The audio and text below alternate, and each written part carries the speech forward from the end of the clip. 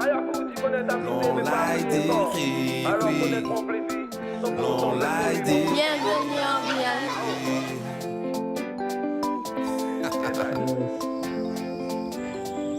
Mon bon round qu'on a, descendre d'îlot y'a pas, ouais. Mon calé roi, faut passer Regina, ouais. À tout round plaisir, dis ouais, tout mon soldat capagaille, ouais. À compte courant, nous carrédis, ouais. Après qui chimè, allons, mais que bon plaque à descendre. Visage sans yon. Bienvenue en Guyane. Pour Socrate, ouais. Ambiance à bon, mais nous j'arrivais la compter. Grillade cavale. Salut la planète francophone! Bienvenue en Guyane française! Nous sommes dans le seul département de France situé en Amérique du Sud et plus précisément à quelques degrés au nord de l'équateur, entre le Suriname et le Brésil. Je t'amène à la découverte de ce territoire fascinant où s'entrelacent des forêts équatoriales, des fleuves majestueux, une mosaïque culturelle fascinante, la conquête spatiale et la francophonie, bien entendu. Mais puisque la biodiversité ici est l'une des plus importantes au monde, j'avais envie qu'on explore cette verte canopée, mais en sortant des sentiers battus. Alors, en Guyane, fait comme les Guyanaises et les Guyanais, nous partons en pirogue sur la colonne vertébrale de cette région, le majestueux fleuve Maroni. Et pour ce faire, je vais retrouver Séké qui m'attend pour la première étape de cette aventure en Amazonie française. C'est parti pour un voyage en francophonie en Guyane française.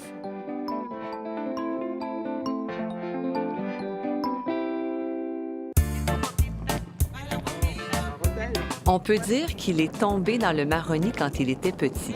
Séké a grandi le long de ce fleuve mythique qu'il connaît par cœur, tout comme ses ancêtres d'ailleurs. Car Séké est un fier Bushinengue, l'une des plus anciennes communautés de Guyane française dont l'histoire est indissociable du Maroni. Né au Suriname et aujourd'hui naturalisé français, il a la chance d'avoir fait de sa passion un métier. Il propose des expéditions en français à des visiteurs venus du monde entier, avec lesquels il partage la beauté sauvage et l'âme unique de ce fleuve.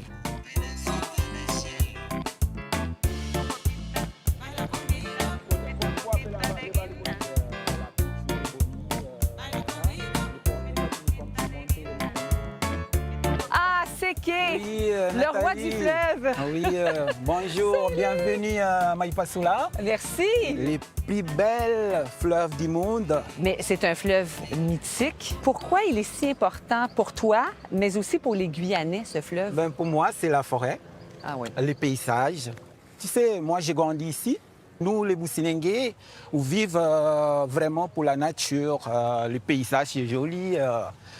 Donc, on a tout un programme qui nous attend. Ben oui. Qu'est-ce que tu nous réserves? Là, j'ai amené vous à Papaïstan, Oui. les ethnies Boni.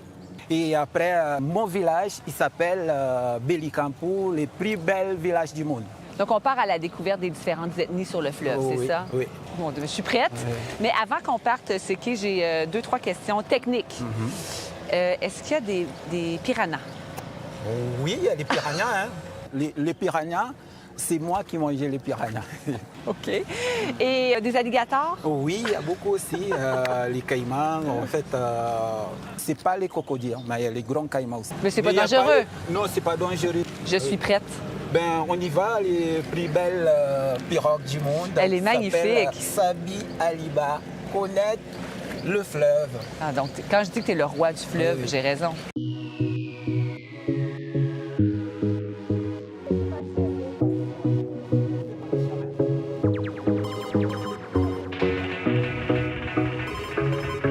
Ce qui est incroyable, c'est que ce fleuve, c'est une frontière naturelle entre d'un côté la Guyane française, mais de l'autre côté, c'est le Suriname. Comme nous, les Bushinengue, avant, on ne connaissait pas là-bas, c'est la Guyane. Ici, c'est Suriname. Parce que c'est nous qui habitons les deux côtés. C'est une grande communauté Oui, que oui. le fleuve rassemble et que le Oui. fleuve réunit. Ouais.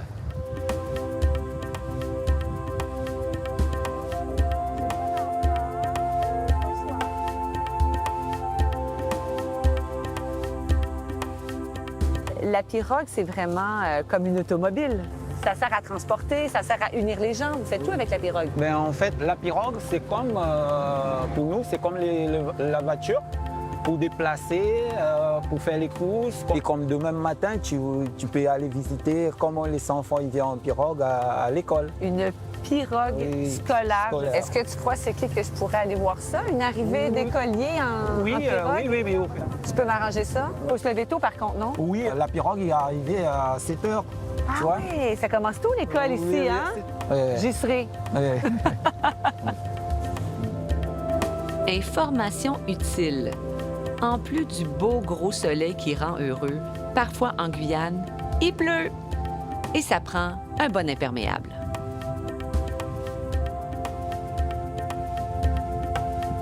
Ça va, Nathalie? Ça va très bien. On s'est pris quelques gouttes, mais ça va. Là, regarde, on arrive à Papaïstan. Le fameux village de Papaïstan. Oui.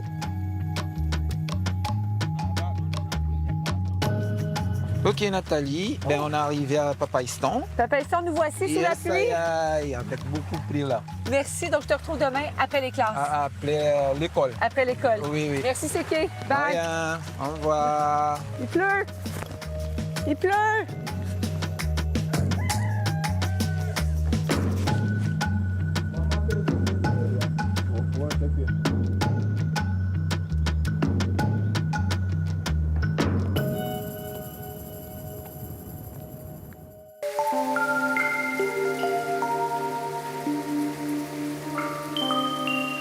Le jour se lève sur Papaïstan. Le fleuve est très calme et c'est l'heure où les élèves arrivent en pirogue. Moi, je prenais l'autobus dans mon temps, mais ici, les élèves prennent une pirogue. Donc, je suis venue leur dire bonjour pour leur souhaiter une bonne journée. Hein?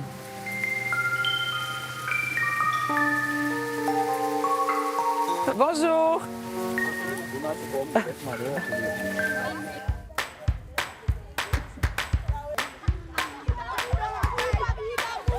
J'ai une nouvelle amie qui est Noencia Singo qui m'amène à l'école. Je ne vais pas être en retard. On va à l'école?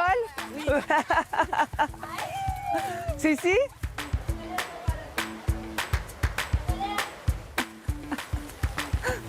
Ben, la réalité d'un climat tropical, c'est qu'il pleut. Hein? Donc, les élèves, parfois, quand ils viennent à l'école, ben, ils arrivent tout trempés comme moi. Je m'en viens rencontrer Alain, un professeur ici au Collège Charles-Trétanier, pour voir comment on apprend le français en plein milieu de l'Amazonie en Guyane française.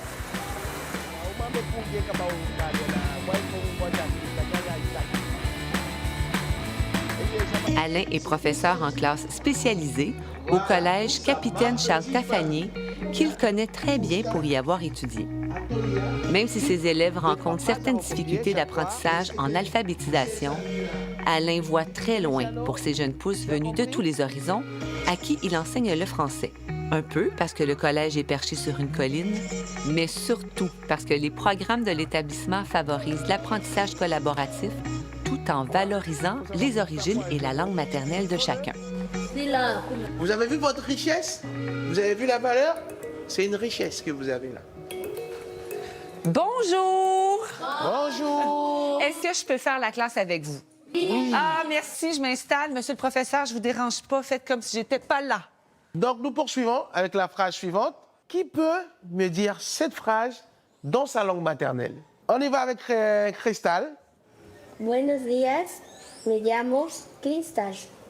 Merci, Cristal. On y va avec Christine, parce que c'est une autre langue, en Saramaka. On va faire le tour, on va poursuivre avec l'invité. Moi aussi? Oui. Bonjour, je m'appelle Nathalie. Vous avez entendu l'accent de Nathalie? Oui. Elle est différente de la vôtre? Oui. Oui. Elle vient du Canada. Oui. Donc c'est la diversité linguistique, on appelle ça. Oui. Il y a plusieurs langues qui cohabitent ensemble. C'est une richesse. Oui. Paigo, namine de Cali Cristiano. Alain, j'ai vu ce matin des élèves au débarcadère arriver du fleuve. J'entends plein de langues et d'accents différents ici. D'où viennent tes élèves? Ben, c'est la richesse de Papaïstan, de la Guyane, cette diversité linguistique. Il y a des élèves qui viennent du Suriname, il y a des élèves qui viennent de la République dominicaine, il y a des élèves qui viennent de Saramaka, du Portugal, du Brésil. Donc, c'est une diversité qui est fantastique, que nous, on aime bien ça. Comment tu réussis à enseigner le français tout en respectant justement leurs origines, dans le fond? Dans le programme, on a cette chance de pouvoir intégrer dans les activités, dans l'apprentissage, la langue maternelle de l'enfant. Donc, on peut faire, on appelle ça du bilingue. Et il faut valoriser ça. il faut être structuré dans sa langue avant d'aborder une autre langue. Ça te donne de la confiance, des outils, des bases pour aborder la langue française. Le bilinguisme, il ne faut pas le voir comme un frein. Au départ, l'élève, peut-être qu'il aura du mal à rentrer dans le français. Au départ, c'est normal parce qu'il va apprendre une autre langue. Il va passer cette étape-là. Quand il va continuer ses études pour aller dans les études supérieures, il aura plus de facilité. Parce qu'une langue, c'est une richesse, c'est une tradition, c'est une culture derrière. C'est tout ça. Donc, il faut qu'ils soient fiers et moi, j'en suis fier. J'espère qu'ils seront fiers aussi. Je ne peux pas quitter cette classe sans faire une photo souvenir. Donc, on se fait une photo. Oui, City!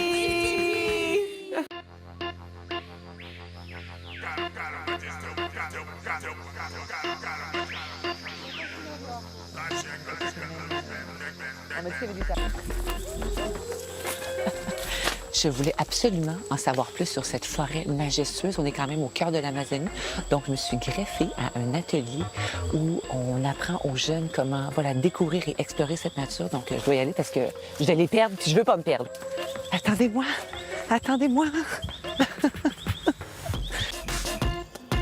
Étudier en plein cœur de l'Amazonie française, c'est compter sur le parc amazonien de Guyane comme terrain de découverte extravert.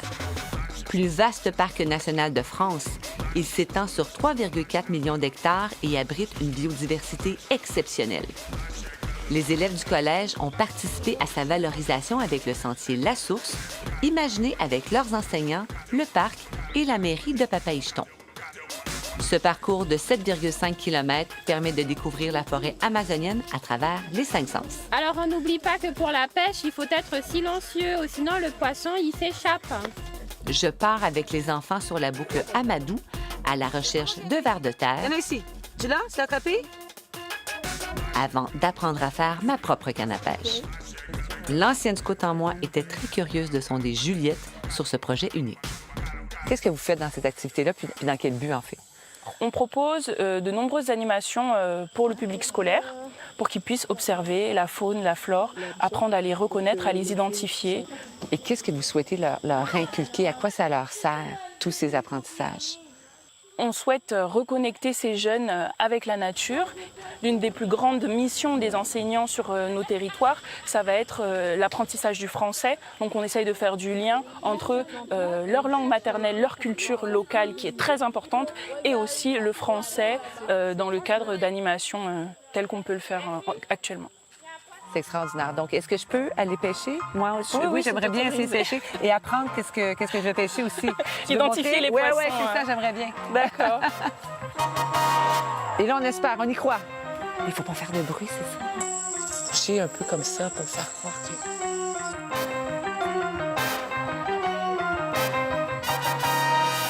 Le poisson. C'est juste qu'il ne grouille pas beaucoup.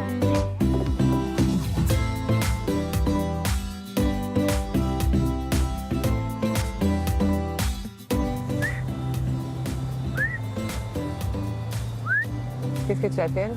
C'est un oiseau, il s'appelle kouli-kouli. Kouli-kouli. Kouli-kouli, oui. Est-ce que tu penses que... Ouais.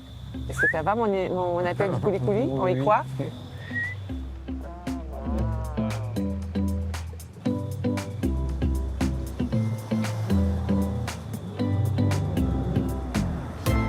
Moi, je suis une bouchine indienne en herbe, donc je veux parler le vrai langage du fleuve. Oui. Ça va? Oui. Ça va. Yeah.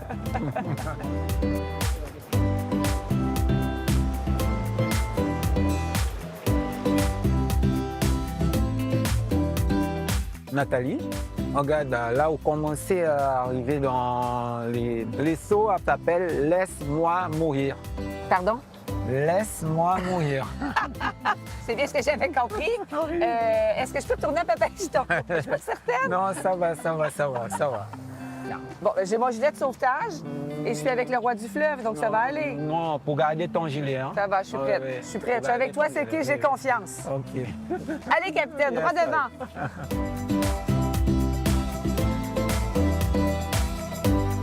Là où on arrive, chez moi, Ah, c'est ici. oui, c'est Bellicampo. Il y a toute ma famille ici. Bon, je compte sur toi pour me faire visiter ton village. Ben oui, il n'y a pas de problème. J'ai très hâte. Et ça y est. Je suis un boni, je viens du Maroni. Chalanga megolo kule sama fumi. Dans l'Amazonie j'ai grandi. French Guyana Boni. Je me suis arrêtée à Bellicampo en même temps que le temps. Bienvenue à Bellicampo, ouais! En me promenant avec Seki dans ce village aux maisons colorées fondé par son oncle Billy, d'où son nom, je comprends qu'on touche ici à l'âme de la culture bushinengue. Ce lien profond au fleuve et à la forêt, la famille, des plats traditionnels à base de manioc. J'ai eu envie d'en apprendre un peu plus sur celui qui m'a accueilli dans son village et sur son marronnier. Qu'est-ce que tu souhaitais transmettre justement à ces gens du monde entier qui viennent découvrir ton village, mais ton fleuve aussi? Ben, en fait, j'ai amené les gens ici pour connaître la culture des Bushinengue, pour voir en fait comment on vit dans les petits villages locaux, quoi. Si tu devais choisir qu'un seul mot pour décrire ce fleuve, quel serait-il? Magnifique. Oui. C'est vrai qu'il est magnifique. Oui. C'est qui, comment dit-on merci en bushinengue? Gantangi Fiyo. Alors, Gantangi Fiyu, Gantangi Fiyo. de m'avoir ouvert ton cœur, ton village. J'ai appris plein de choses grâce à toi. Merci, Seki. Yes.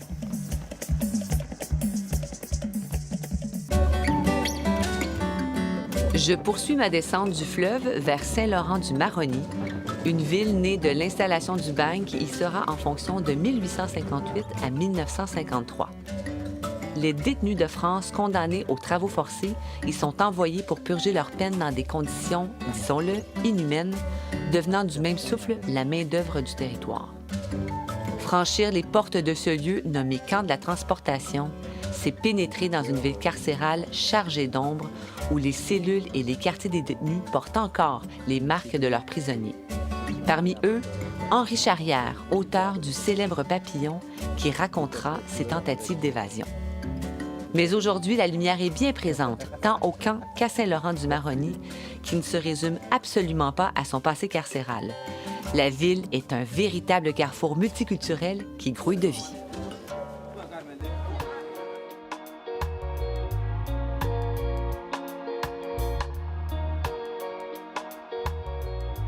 Je quitte les rives du Maroni, Monsieur le fleuve Maroni, pour découvrir la bouillonnante ville de Saint-Laurent-du-Maroni, qui est un épicentre de la culture bushinengue, mais aussi une ville chargée d'histoire et qui se raconte à travers ses murs.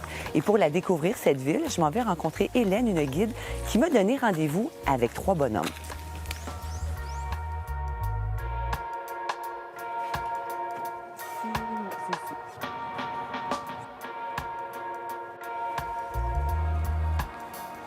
Ah!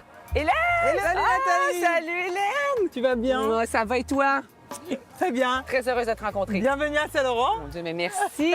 Quelle vie, quel soleil! Bienvenue. Et là, on est en plein cœur du marché. Plein cœur du marché de Saint-Laurent-du-Maroni. Et tu m'as donné rendez-vous ici pour une raison particulière. Regardez-moi ça. Pourquoi ces 3 Ces personnages? personnages représentent la communauté qu'on va retrouver qui vont animer la ville saint-laurentaise. Donc là, par exemple, on a un Amérindien. On a un Bushinengue, un peuple de la communauté Bushinengue, et on a un créole. Donc ce sont ces personnes en fait qui vont animer la vie en général à Saint-Laurent-du-Maroni et le marché où nous sommes actuellement. Donc ce que je te propose, c'est d'aller faire un petit tour dans le marché pour découvrir ces personnes. Merci, j'adore les marchés. Est-ce qu'on va goûter? Plaît? Suspense, on va voir ça. Parfait, je suis prête, je te suis. Parfait, allons-y. On y va. On est en saison des pluies, du coup les fruits sont vivants, ils sont colorés. Voilà, on a envie de tout manger quoi.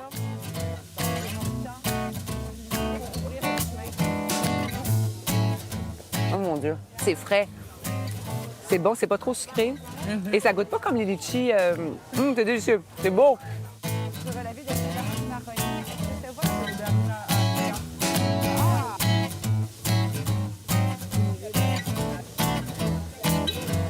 Et maintenant, qu'est-ce qu'on fait? Alors, ce que je te propose, c'est d'aller visiter le patrimoine historique de Saint-Laurent-du-Maroni. Allez, on y va. Parfait. Donc, c'est par là? Ouais, on va magasin, en fait. Après 3 secondes et quart passées avec Hélène, c'est clair que je suis entre bonnes mains. À ses côtés, Saint-Laurent-du-Maroni ne se raconte pas, il se vit. Curieuse et solaire, elle incarne les multiples visages de la Guyane et propose des expériences tout-terrain pour s'en mettre plein les sens. Ah, les vélos! Ouais, les vélos. Alors, ce que je te propose, c'est d'aller faire un petit tour à Saint-Laurent-du-Maroni à vélo, parce que c'est plus cool, hein. Et là, on va aller visiter le quartier qu'on appelle le Petit Paris. Et on va découvrir tout de suite ce que c'est. Bon, ben j'ai mon casque, j'ai mon vélo. Parfait. Allons-y. Il n'y a plus qu'à.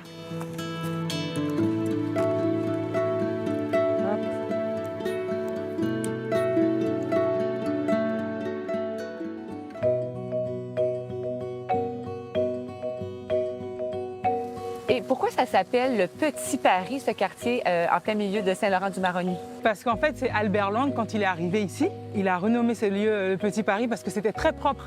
Et ça a été développé autour du bagne, en fait, avec l'architecture coloniale. Ça avait un côté prestigieux. Ah oui, il y a un magnifique bâtiment ici. Ouais, là, que c'était la maison d'accueil du directeur à l'époque et aujourd'hui, c'est la mairie de Saint-Laurent-du-Maroni. Mais ça, c'est complètement autre chose, c'est en briques rouges. Oui, c'est en briques rouges et ça, c'est la banque de Guyane. Et aujourd'hui, c'est un annexe, en fait, qui est utilisé par la mairie de Saint-Laurent-du-Maroni. Il y a d'autres bâtiments ici qui sont typiques comme la chapelle qu'on peut voir là. Toute cette partie-là, en fait, c'est vraiment un lieu inspiré de l'architecture coloniale française.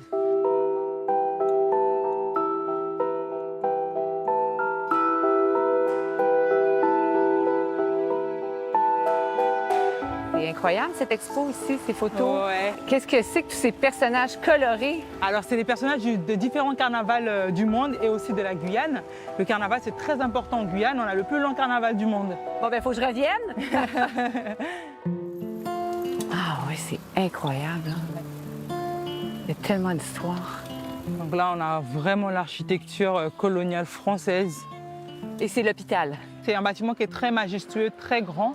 C'était d'ailleurs le plus grand hôpital en fait, de toutes les colonies françaises. L'hôpital pouvait accueillir jusqu'à 400 lits. Et cet hôpital a été en fonction jusqu'aux années 2000. Allons-y. Allez, direction gare.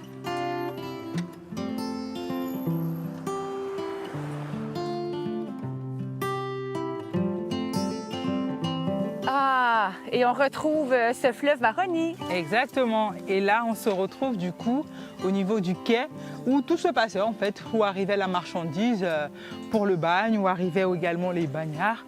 On peut voir encore les vestiges de ce quai-là. Là-bas, on voit encore quelques vestiges du bois qui flotte dans l'eau. C'est tout simplement le reste du quai qui faisait une forme de T, voilà, pour transportation. Ah oui, là, carrément. Ouais.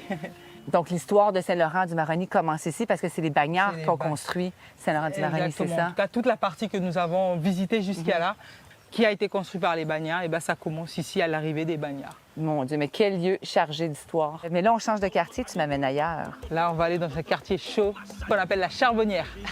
On va avoir encore plus chaud.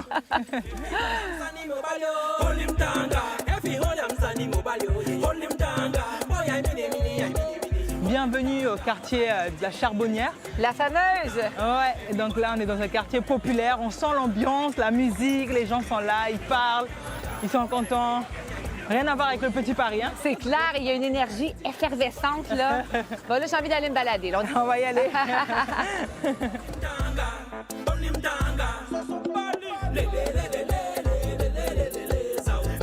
Salut Francky! Hey! Ça va? Ça va bien? Super bien! Je te présente Nathalie. Ah, le célèbre Francky! Moi aussi, je veux un câlin. Ah, semble-t-il que tu es le maître absolu de l'art tembé. Qu'est-ce que ça représente, l'art tembé? L'art tembé, ça représente mon histoire, notre passé et notre douleur. Je suis descendant des Noirs marrons. Mes ancêtres sont partis d'Afrique en tant qu'esclaves. Ils sont arrivés ici et c'était utilisé dans des plantations autant qu'un art codé, discrètement, pour que des maîtres ne sachent pas ce qu'on dit. C'est-à-dire que moi, vers quelque part, je me prends comme un gardien de cette culture. Ok, c'est parti. Avec les compas. Ce n'est pas tous les jours qu'on a l'occasion de rencontrer un maître de l'art tembé, cet art inscrit au patrimoine culturel immatériel français. Et j'ai eu la chance de participer à un atelier à ses côtés. C'est presque pareil, on a de la difficulté à déterminer lequel est celui de Francky, lequel est le mien quand même. Quand même, j'ai un talent naturel, non? Ce que tu trouves, Hélène? Incroyable.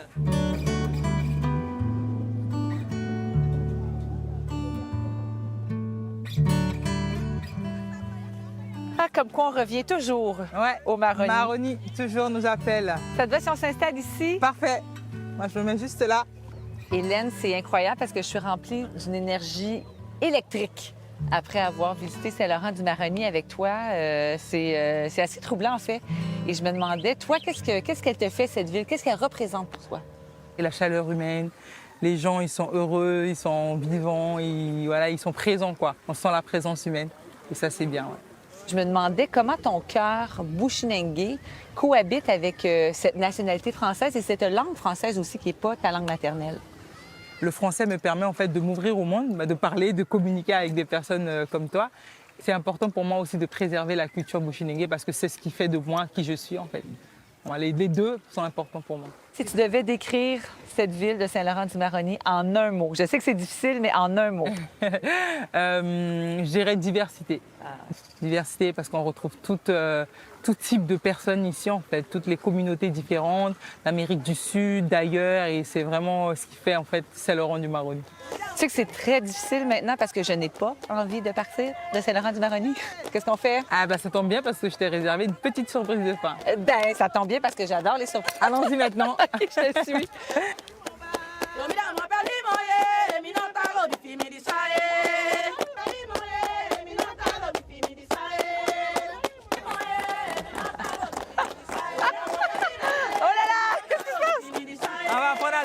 Tu veux partir mon art bushinengue, c'est ça? Tu vas repartir, tu seras une vraie bushinengue. Ça va? On y croit?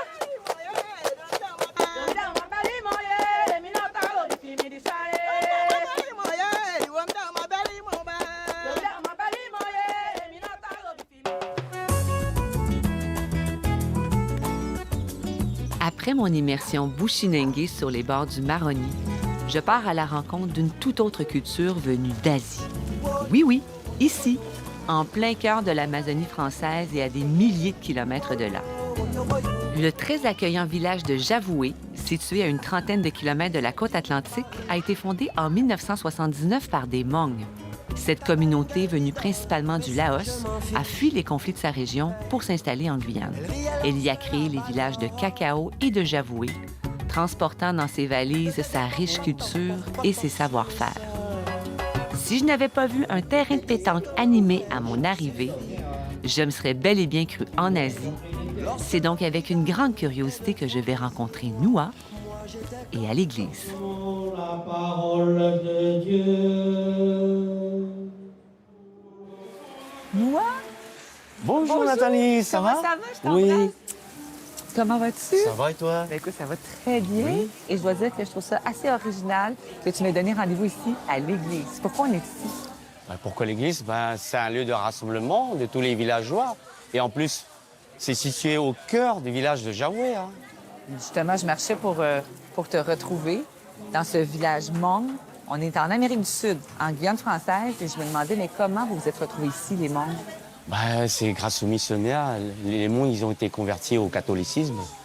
Et c'est une religion très importante aussi au sein de la communauté Hmong. En plus de l'église, il y a un autre rendez-vous presque sacré à Javoué, le marché. Et c'est là que m'amène Noua. Bienvenue à Javoué. Ah, le fameux marché de Javoué! Oui, c'est un lieu important, hein, Javoué. J'avais très hâte de le visiter parce que tu dois savoir que moi, une de mes activités préférées, c'est faire le marché. Viens. Viens, je vais te présenter ça. Il y a tellement de vie dans ce marché. Puis, est-ce que je me trompe, Noua, en te disant que, en étant ici, là, j'ai l'impression que c'est un concentré pur jus de la culture Hmong, mais aussi de la Guyane, en fait. Oui, tout à fait. Comme tu peux remarquer, c'est un carrefour où tout le monde peut se rencontrer. On a différentes cultures ici à Javoué. Là.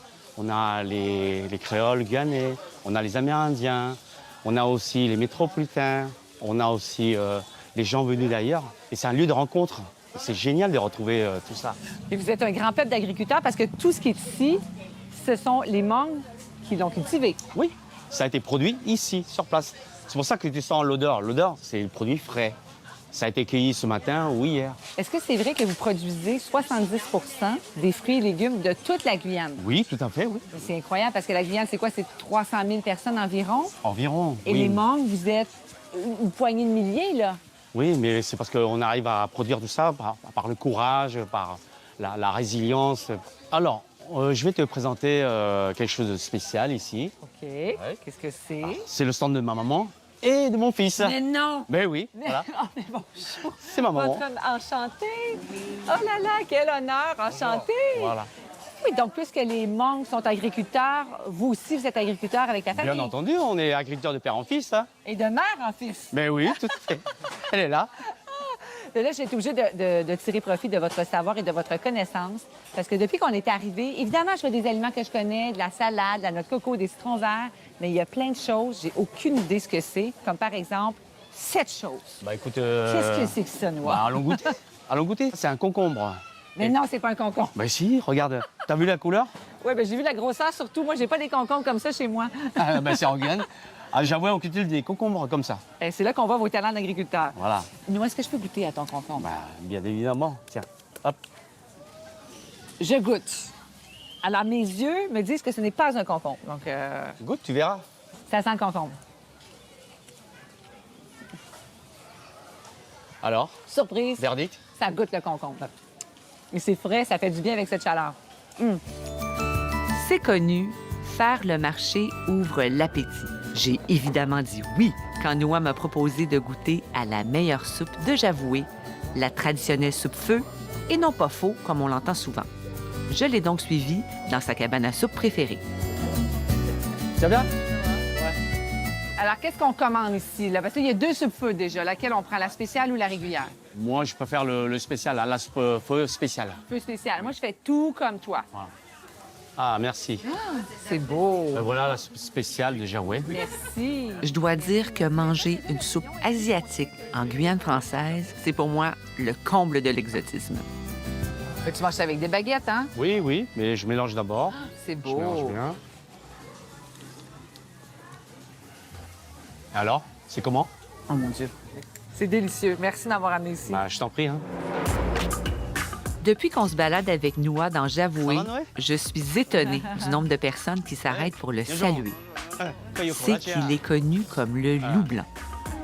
Arrivé en Guyane à 5 ans, il a grandi avec ce village et sa communauté dont il est un ambassadeur hors pair.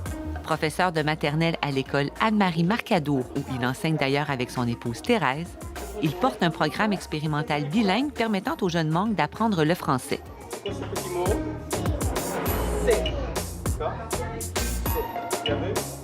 L'objectif, offrir à ses élèves les meilleures chances de réussite tout en préservant leur héritage culturel.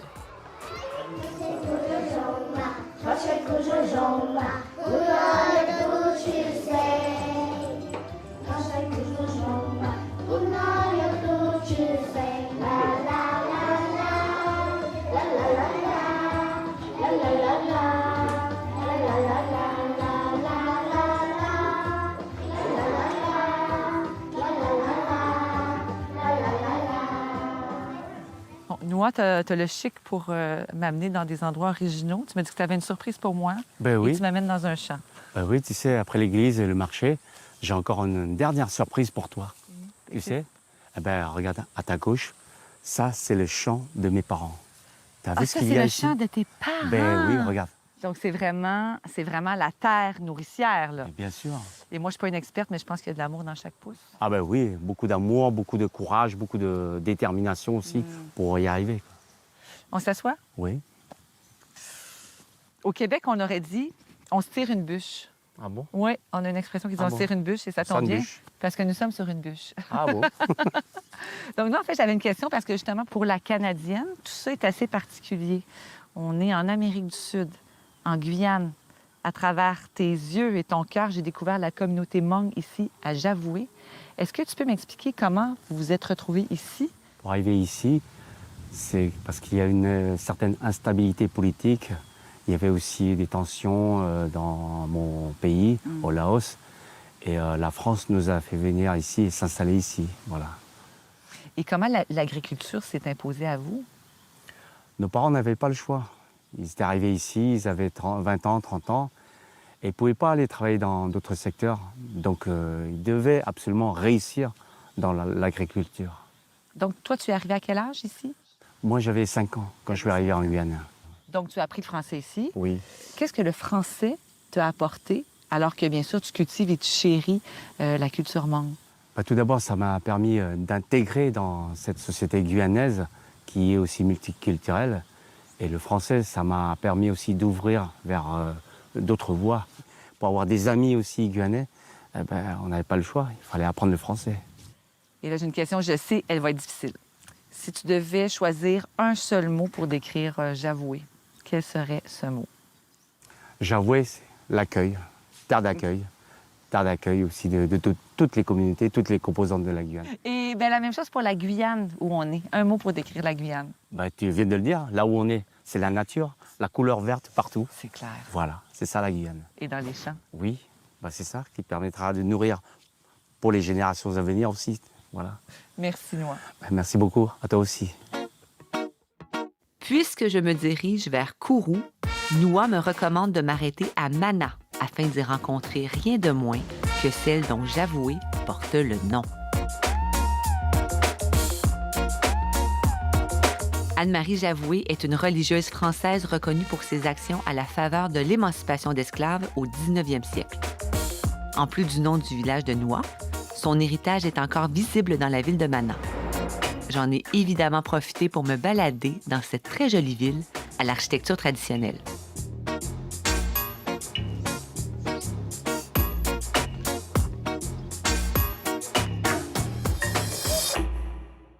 Ce qui est fascinant avec la Guyane, c'est qu'après avoir rencontré des populations millénaires, on fait un grand écart et on s'en va en direction de l'avenir, mais surtout du ciel, puisque je t'amène au Centre spatial guyanais. On y va? Situé à Kourou, au plus près de l'équateur, le Centre spatial guyanais bénéficie d'un emplacement exceptionnel qui en fait l'un des sites de lancement les plus stratégiques au monde.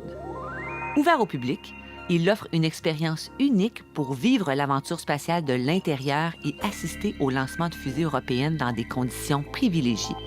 Pour nous faire découvrir les coulisses d'un des lieux les plus connus de la Guyane française, Monia, la directrice de la communication, nous ouvre ses portes. Alors, nous sommes ici au port spatial de l'Europe et un peu comme un aéroport, on pourrait considérer que d'ici décollent les fusées. Aujourd'hui, Ariane 6 et Vega C, avec une seule mission, comme un taxi, emmener les satellites sur leur orbite.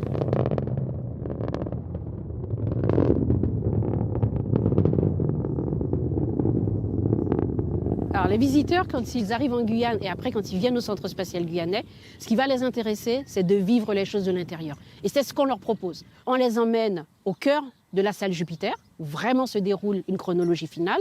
On les emmène ensuite sur le pas de tir, là où décolle Ariane 6. On les emmène dans les cockpits, dans le centre de lancement. Donc notre objectif, c'est vraiment qu'ils repartent en étant immergés. Quand ils verront après un lancement à la télé, ils pourront se dire « moi j'y étais, j'ai été sur le sol où ont décollé les lancements ». Quel plaisir de visiter les coulisses de cette fascinante aventure spatiale et en français. Même s'il n'y avait pas de lancement le jour de ma visite, j'ai presque croisé Thomas Pesquet, ce qui rend cette expérience encore plus inoubliable.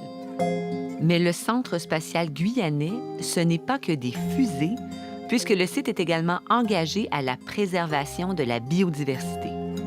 Pour mieux comprendre comment, je retrouve Philippe, ingénieur environnement au Centre national d'études spatiales. Chaque jour, il conjugue exploration spatiale et protection du vivant. Donc ici, on a un paysage vraiment de savane, là. Et puis après, plus loin, on va vers la forêt marécageuse. OK. Voilà. Et puis ici, donc, on voit les ruches. Ah, ça, c'est des ruches! Oui. Donc ici, on a des abeilles, on a des ruches. Donc c'est pas pour faire du miel, hein. C'est pas notre activité principale. Donc le but c'est de faire la biosurveillance, c'est-à-dire qu'en fait les abeilles elles sont capables de butiner sur un périmètre, sur un rayon de 3 km et elles vont ramener des particules. Et donc on va étudier ces particules pour savoir si elles sont d'origine anthropique, c'est-à-dire liées aux activités spatiales, ou si elles sont d'origine naturelle. Et donc ça va nous informer sur la pollution. Mais justement, parlons-en. On est juste à côté du lanceur ici. J'imagine que quand une fusée est lancée, il y a des retombées environnementales. Comment est-ce que vous vous assurez que ces retombées n'affectent pas cette délicate et très fragile biodiversité qui est autour de nous? Ici, ce qu'il faut voir, c'est qu'on est sur une zone de compensation.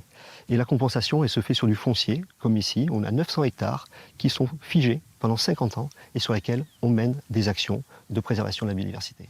Merci, Philippe, de m'avoir partagé toutes ces explications sur les actions que vous menez pour la préserver, cette biodiversité, parce que c'est vrai qu'on ne s'attend pas à ça, mais du tout quand on arrive dans un centre spatial. Je m'attendais à un lieu très industriel. Or, non seulement c'est très vert, mais en plus, vous en prenez grand soin. Donc, merci déjà pour les générations futures. Avec plaisir. C'était un vrai plaisir d'échanger avec toi sur ce sujet-là. On n'a pas fini. On continue. Je vais voir la suite du chemin. C'est parti. On repart.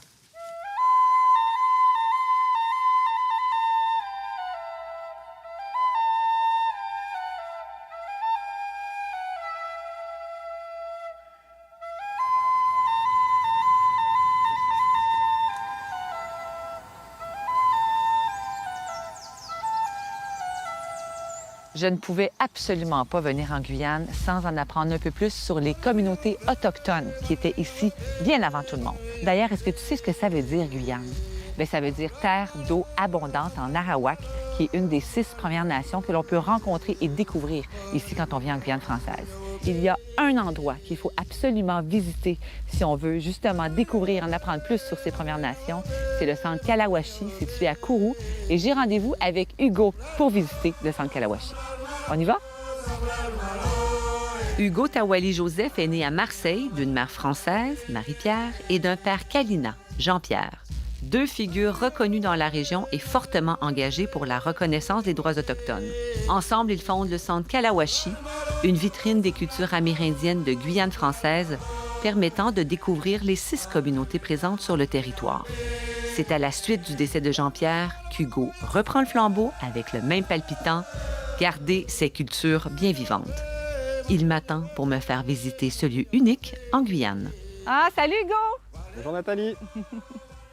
Salut! Je suis très heureuse de te rencontrer. Bienvenue. Merci énormément de m'accueillir ici. Bienvenue au Centre culturel amérindien Kalawashi.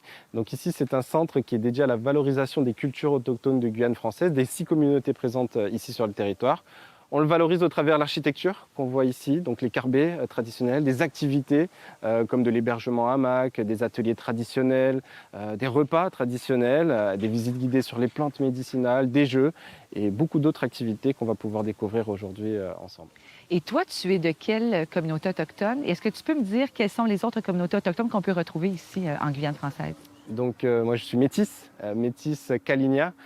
Kalinia qu'on peut appeler également Kalibi ou Tuleoyu, qui est une grande communauté sur la Guyane. On a également les Wayana, les Arawak, les Palikour, les Teko, les Wayampi, également présents sur tout le territoire. Bien, je vais pouvoir rencontrer des communautés. Exactement. Excellent. Bien, écoute, je te suis. Voilà. On y va? Oh, il y a beaucoup de belles choses ici. Qu'est-ce que c'est, Hugo, tout ça? Alors là, c'est de l'artisanat, de la vannerie, des bijoux en graines de la communauté des Palikour et également des bijoux en perles de la communauté des Kalinia. Donc, l'idée, bien sûr, c'est de transmettre ces savoir-faire à ceux qui visitent le centre Kalawashi. Exactement. On propose de l'artisanat avec des sachants qui sont là donc, pour transmettre leur savoir et comprendre comment on réalise cet art. Bon, bien, est-ce que ça te va si j'essaie moi aussi d'apprendre? Bien sûr, je t'en prie, c'est fait pour. Bonjour, mesdames, je m'installe avec vous. Je vais essayer, je dis bien je vais essayer parce que c'est la première fois que je fais de la vannerie. Vous me montrez et moi je vais faire... Ah, je passe par-dessous, c'est ça? Non, là, on va commencer le tressage 2 par 2. 2 par 2. Ici, les savoir-faire traditionnels sont transmis de génération en génération et j'ai pu en apprendre quelques-uns auprès d'artisanes et d'artisans présents au centre. Vannerie, perlerie, Gravure sur calebasse, ciel de case, peinture corporelle. Une immersion culturelle aussi fascinante qu'émouvante, puisque ce sont des millénaires d'héritage qui sont perpétués par ces artistes qui me racontent leur art, tout comme leur nation. Wow! On fait les tatouages à quelle occasion? On fait les tatouages à occasion telles que les cérémonies mortuaires, en tout cas dans ma tribu. OK. Et pendant les fêtes. Et toi, tu es de quelle tribu? Je suis Téléouï. Téléouïou. En fait, on nous appelle les Kalinia, mais Kalinia, ça veut dire tous les Amérindiens dans notre langue. Et Téléouïou, ça veut dire cheveux de feu, par rapport à ceux qui vivent à côté de la plage. Parce que le soleil et le sel marin déteint les cheveux. Donc on garde les cheveux jaunes après. Ah oui!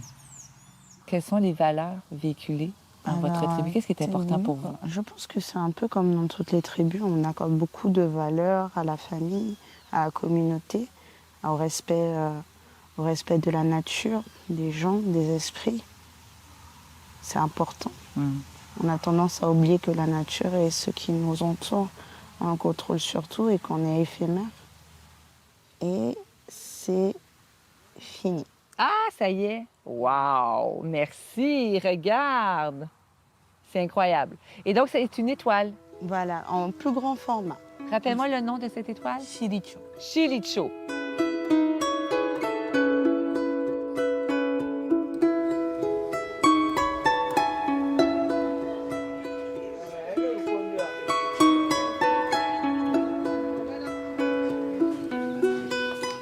Je viens rencontrer quelqu'un de très important au Centre Kalawashi et c'est Monsieur le chef Angelo. Salut Angelo. Angelo, enchanté. Tu nous as préparé une recette traditionnelle aujourd'hui. Oui. Qu'est-ce que c'est que cette recette? Cette recette autochtone amérindien. OK. Voilà, ça c'est le poisson boucané. Ça s'appelle du poisson boucané? Voilà. OK. Et ça se fait juste avec la fumée. C'est pour ça qu'on appelle ça boucané. C'est boucané, oui. Est-ce que toi, tu dis boucane? Nous, au Québec, de la fumée, on appelle ça de la boucane. Oui, boucane. Donc, c'est pour ça que ça s'appelle du poisson boucané. OK. Oui. Et c'est quoi les étapes, donc, pour faire ça? Bon, les étapes, on prend les poissons, on les découpe, on les vide. Oui. Et juste après, on les lave et pas grand-chose. Il y a 4 étapes et le poser sur le feu. Et la 5e étape, c'est de le manger. Oui, la manger. C'est mon étape préférée, forcément. Bien, je suis prête, moi. Ça a l'air très bon. Pendant que le poisson termine sa cuisson, j'ai tout mon temps pour relever le défi lancé par un groupe d'élèves qui visitent le centre avec moi, compléter toutes les épreuves de rallye sportif à la Kalawashi. Je n'ai peut-être pas le biceps de l'emploi pour le tir à la corde, mais je suis assez certaine d'avoir vu de l'étonnement dans leurs yeux d'experts quand j'ai réussi mon lancer de tir à l'arc. Toupie Kalina, casse-tête du diable ou course à relais, c'est autant par gourmandise que pour reprendre mon souffle que je m'attable avec Marie-Pierre et Hugo. Ça va très bien, je suis en pleine forme. J'ai même pas chaud. Le boucan, c'est surtout pour conserver le poisson. Ah, le chef! Wow!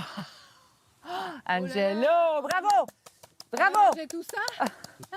Merci. Merci beaucoup. Merci beaucoup, Angelo. Merci, Angelo. Ben, il faut couper. On prend la main, voilà, la main. OK. Tu coupes la queue, par exemple. Voilà, exemple. Hop. Commence par la queue. OK. Facile. Parfait. Voilà. Saut. Voilà. Wow. Et tu mets dans ton assiette. Très bien. Voilà. Après, tu vas prendre de la sauce chien. Oui. Une cuillère, là. Que tu arroses. J'arrose le poisson. Et c'est quoi comme poisson? C'est du mâchoiron blanc. Mâchoiron blanc. Et là, donc, on mange avec les doigts. Ouais. C'est ça. Merci, Angelo! Donc, le Centre Kalawashi, c'est une entreprise familiale et il y a quelqu'un d'important avec nous à table. Tu me la présentes? C'est ma mère, qui est du coup l'une des fondatrices du Centre culturel Kalawashi. Et depuis que j'ai repris donc, le flambeau, elle m'épaule toujours pour continuer cette belle aventure. Et pourquoi, à l'origine, vous avez fondé le Centre Kalawashi? À l'origine, c'était essayer de réfléchir à la création d'un lieu unique qui puisse réunir l'ensemble des communautés amérindiennes de Guyane pour valoriser la culture de toutes ces communautés qui a des points communs, mais il y a beaucoup de spécificités pour chaque communauté. Et aujourd'hui, ce beau projet est porté par les larges épaules d'Hugo. Et ma famille, puisqu'il y a mon oncle, mes cousins, cousines, conjoints qui participent également à cette aventure.